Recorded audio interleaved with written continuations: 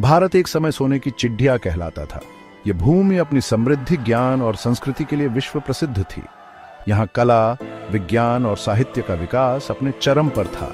प्राचीन भारत में नालंदा और तक्षशिला जैसे विश्वविद्यालय ज्ञान के केंद्र हुआ करते थे, जहां दूर दूर से विद्यार्थी शिक्षा ग्रहण करने आते थे। भारतीय समाज जाति व्यवस्था और अन्य सामाजिक बुराइयों से जूझ रहा था, फिर भी यहाँ एक समृद्ध और जीवंत संस्कृति थी। धार्मिक ग्रंथों, वेदों और उपनिषदों में ज्ञान का भंडार था। भारत विदेशी व्यापार का भी केंद्र था। मसाले, रेशम और अन्य बहुमूल्य सामान दुनिया भर में निर्यात किए जाते थे। मुगल शासन के दौरान भारत ने कला और वास्तुकला में नई ऊंचाइयों को छुआ। ताजमहल और लाल किला मुगल स्थापत्य कला के उत्कृष्ट उदाहरण हैं। हालांकि मुगल साम्राज्य के पतन के साथ ही भारत में राजनीतिक अस्थिरता का दौर शुरू हुआ, जिसका फायदा उठाकर अंग्रेजों ने भारत में अपने पैर पसारने शुरू कर दिए। 17वीं शताब्दी में ईस्ट इंडिया कंपनी भारत में व्यापार करने आई। धीरे धीरे इस कंपनी ने अपना राजनीतिक प्रभाव बढ़ाना शुरू कर दिया। प्लासी के युद्ध 1757 में अंग्रेजों ने बंगाल के नवाब सिराजुद्दौला को हराकर भारत में अपनी सत्ता स्थापित कर ली। इसके बाद अंग्रेजों ने एक के बाद एक कई भारतीय राज्यों को अपने कब्जे में ले लिया।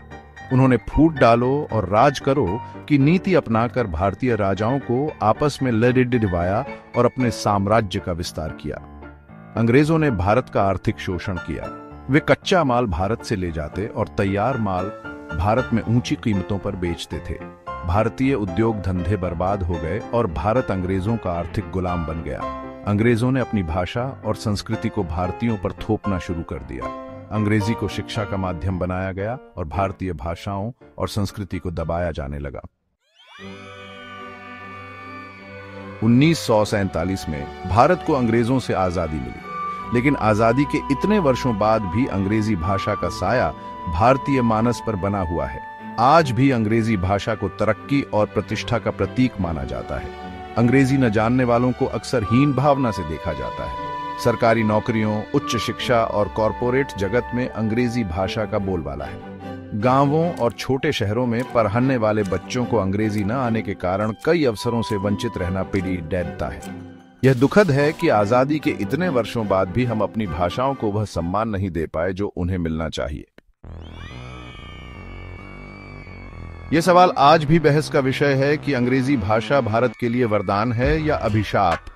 एक ओर जहां अंग्रेजी भाषा ने हमें वैश्विक स्तर पर जुड़ने में मदद की है, वहीं दूसरी ओर इसने हमारी अपनी भाषाओं और संस्कृति को कमजोर किया है।